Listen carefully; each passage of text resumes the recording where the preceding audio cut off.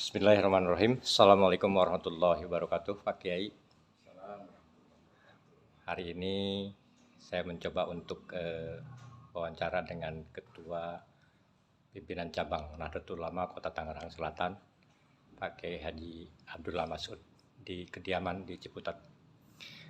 Mohon izin Pak Kiai, terkait dengan adanya edaran dari Kapolri Republik Indonesia terkait dengan Dai Kamtibnas.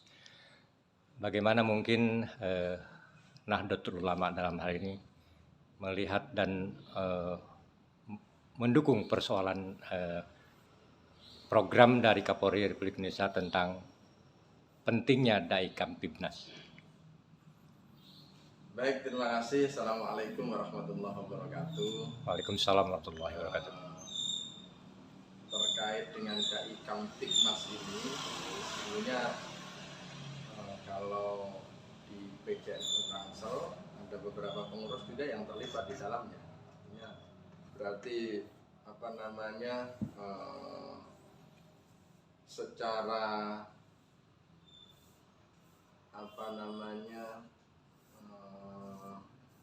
substansi kami menyambut baik apa yang menjadi gagasan dari Kepolisian Republik Indonesia untuk bersama-sama mewujudkan ketentraman di masyarakat, mewujudkan keamanan di masyarakat yang melibatkan tokoh-tokoh agama, baik dari tokoh nasional, tokoh daerah maupun di tingkat 2 gitu.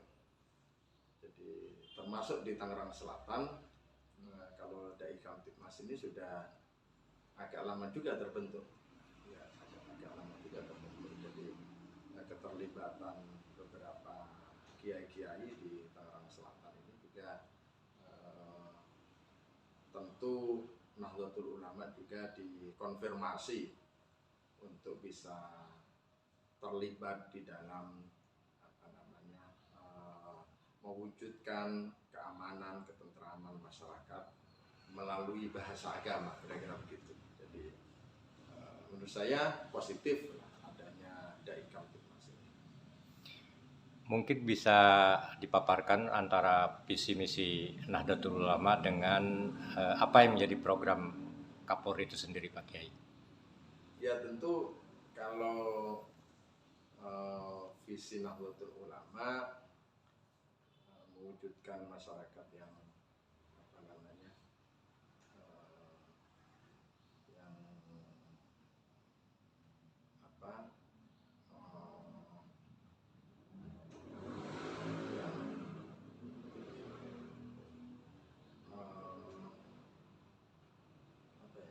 nanti bisa di-cut-cut kan? Bisa. Kalau secara umum visi Nahdlatul Ulama itu bagaimana mewujudkan umat manusia yang memiliki akhlakul karimah, kemudian tentu di dalam berbangsa dan bernegara juga ada ininya, kita sudah punya real-realnya. Jadi di NU ini kita punya trilogi ukhuwah, ada ukhuwah Islamnya, ukhuwah watonnya, dan ukhuwah insannya. Jadi saya kira apa yang menjadi visi dari terbentuknya Dai Kamtibnas ini juga sejalan dengan apa yang menjadi cita-cita Nahdlatul Ulama. Pak Kiai, terkait dengan kehidupan beragama di Tangerang Selatan khususnya, bagaimana mungkin NU melihat existing dari internal umat Islam sendiri maupun keberagaman umat di Tangerang Selatan? Ya, ya, saya kira kalau internal umat Islam, kita punya ukhuwah Islam. Bagaimana mewujudkan persaudaraan antar umat Islam yang ada di Tangerang Selatan ini. Jadi ormas-ormas Islam saya kira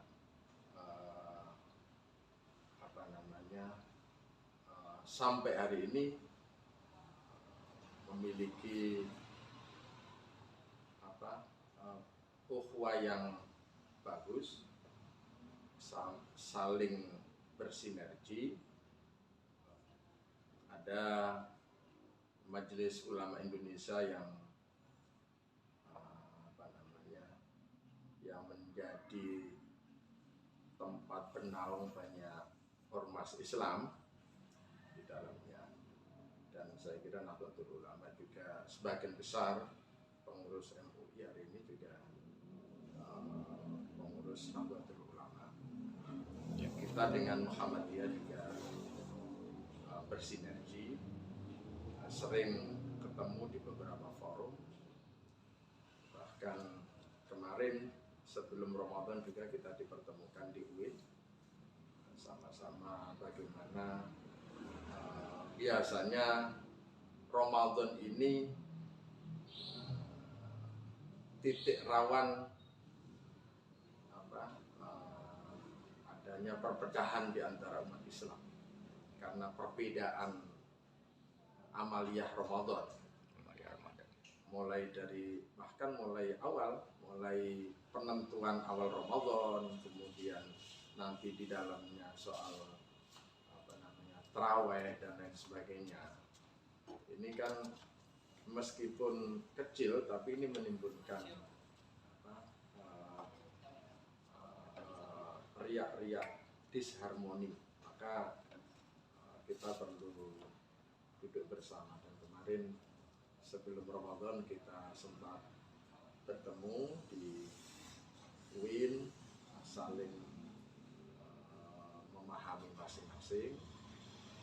Kita semua sepakat bahwa perbedaan itu sesuatu yang niscaya. Jadi yang berbeda nggak usah disama-samain.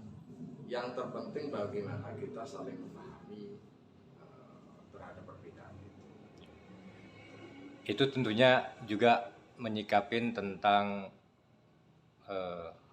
Tangerang Selatan itu terdeteksi menjadi tanda petik pusat paham-paham radikal ada di Tangerang Selatan. Bagaimana Pak Kiai melihatnya? Nah, justru itu saya kira ini menjadi PR kita bersama.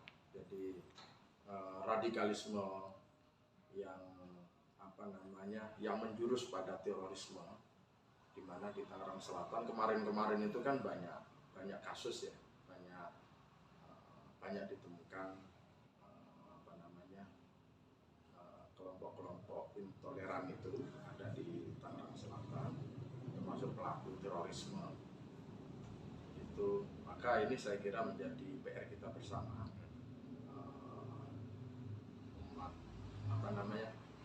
selain ormas Islam, kita semua juga saya kira keterlibatan pemerintah juga penting. Maka saya kira kita harus memberikan pemahaman sejak dini terkait pemahaman keislaman yang benar. Jadi terorisme itu kan ada dua kemungkinan, ada dua alasan paling tidak yang menjadikan seseorang menjadi teroris. Yang pertama karena persoalan ekonomi, sehingga dia mengikuti ajaran yang menyesatkan. Yang kedua, salah memahami teks, salah memahami ajaran, salah berguru, sehingga dia memahami keagamaan yang salah itu. Nah, bagaimana solusinya? Yang pertama tadi, ketika seseorang salah seseorang mengikuti kelompok terorisme karena persoalan ekonomi, maka harus dituntaskan. Pemerintah harus memberikan solusi bagaimana mensejahterakan mereka. Nah, kalau mereka mengikuti kelompok terorisme itu karena persoalan pemahaman keagamaan yang benar, maka luruskan. Ini tugas kita, tokoh-tokoh agama, untuk memberikan pemahaman yang benar. Nah, oleh karena itu saya kira sejak dini harus kita memberikan pemahaman ini kepada anak-anak didik kita. Kalau perlu sejak sekolah dasar. Maka saya kira ini nanti akan menjadi solusi, saya kira, ketika Tangerang Selatan 5 tahun yang lalu kalau tidak salah, 4 atau 5 tahun yang lalu sudah mengeluarkan Perda Diniyah, tetapi hari ini Perda Diniyah ini mandul. Kenapa? Karena tidak ada perwal yang membreakdown teknis menjadi yang membreakdown perda itu menjadi lebih teknis urusannya sampai penganggaran dan lain sebagainya, itu kan. Sehingga hari ini ada Perda Diniyah di Tangerang Selatan ini ya hanya sekedar perda saja, tidak bisa diimplementasikan di lapangan, dan ini sayang menurut saya. Apa yang mungkin bisa didorong dari Nahdlatul Ulama khususnya? Ya, saya kira harus segera diimplementasikan perda ini, harus segera disusun perwalnya, kemudian teknisnya nanti di lapangan seperti apa, sehingga nanti ini bisa menjadi menjadi solusi bagaimana memberikan pemahaman kepada anak-anak didik kita sejak sekolah dasar dengan pemahaman Islam yang moderat.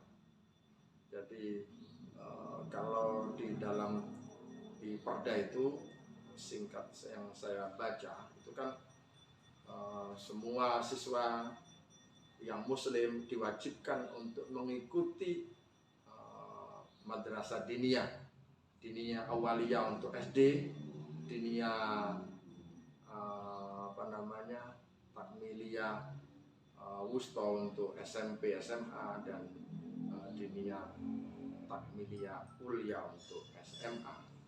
Nah, paling tidak kalau misalnya yang wusta dan ulia ini belum bisa tersentuh, paling tidak yang ula dulu, yang awal, yang dasar. Jadi anak-anak setelah sekolah SD itu jangan dibiarkan main kemana-mana, tetapi anak ini harus dididik pendidikan keagamaan dengan doktrin-doktrin keagamaan yang moderat. Dan ini saya kira nanti akan bisa pelan-pelan mengikis paham radikalisme yang marak di Tangsel kemarin-kemarin ya. Ya, kita semua tidak ingin yang kemarin terjadi penangkapan teroris di beberapa tempat kemarin itu ini terulang kembali. Maka harus kita bentengi anak-anak kita sejak dini, sejak di sekolah dasar, kemudian nanti di SMP dan SMA-nya terus dikawal gitu, dengan model-model pemahaman keislaman yang moderat. Jangan juga nanti dengan adanya muatan diniyah ini justru nanti dijadikan ajang bagi mereka orang-orang yang tidak bertanggung jawab ini menyebarkan Islam radikal itu. Oleh karena itu saya kira ini nanti kalau memang mau diseriusi perda ini dan mau diimplementasi di lapangan, ini saya kira harus duduk bersama tokoh-tokoh masyarakat yang memiliki pemahaman Islam yang moderat. Saya kira NU siap nanti diajak berkolaborasi di dalam melakukan ini. Dan ini juga saya kira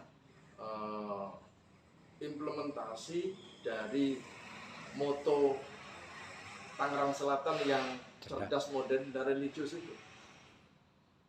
Visi religiusnya ini harus kita isi dengan ya itu tadi, pendidikan keagamaan yang berkualitas.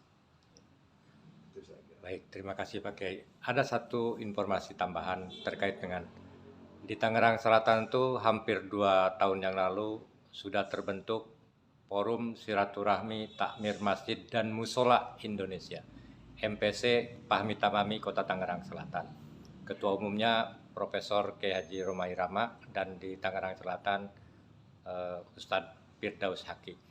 Yang visinya sama dengan NU, di mana ada Uwah Islamiyah, Uwah Watonia, dan Uwah Basuriyah kami menyebutnya. Kami fokus pada bekerja sama dengan takmir masjidnya, bukan rumah ibadahnya yang menjadi domain Dewan Masjid Indonesia. Bagaimana mungkin Pak Kiai dari PCNU melihat peluang ini untuk berkolaborasi baik dengan pihak keamanan maupun secara organisasi horizontalnya, Pak Kiai? Tentu atas nama pengurus cabang Nahdlatul Ulama saya mengucapkan selamat atas terbentuknya MPC Fahmi Tamami di Kota Tangerang Selatan. Di Nahdlatul Ulama kita juga punya LTM Nahdlatul Ulama, Lembaga Takmir Masjid Nahdlatul Ulama. Saya kira nanti kita bisa bersinergi, kita bersama-sama lah bagaimana mensiarkan masjid, bagaimana masjid-masjid itu kita bisa kelola dengan baik, manajemennya bisa baik, kemudian masjidnya tetap ramai dengan kegiatan-kegiatan keagamaan, kegiatan-kegiatan yang positif. Saya kira ke depan kita bisa bersinergi bersama-sama, karena saya kira kalau masjid di Tangerang Selatan ditambah musola, ini jumlahnya kan ribuan. Ya kan, ribuan. Dari 735 RT Tangerang Selatan ini, saya kira masjid dan musola satu RT ada yang 2, ada yang 3, dan sebagainya. Saya kira ya mungkin ada yang 1 juga, tetapi ini juga saya kira kalau kita semua komponen bangsa ini bersinergi mewujudkan merevitalisasi fungsi masjid menjadi pusat pendidikan, pusat pengembangan ekonomi, dan pusat pengembangan kesehatan. Saya kira luar biasa. Kalau Nahdlatul Ulama, takmir masjidnya bagaimana berupaya merealisasikan, mengimplementasikan, membumikan doa yang selalu dibaca oleh kita semua, oleh para imam di masjid. Itu kan doanya kan selalu doanya itu doa yang sangat dikenal itu, Allahumma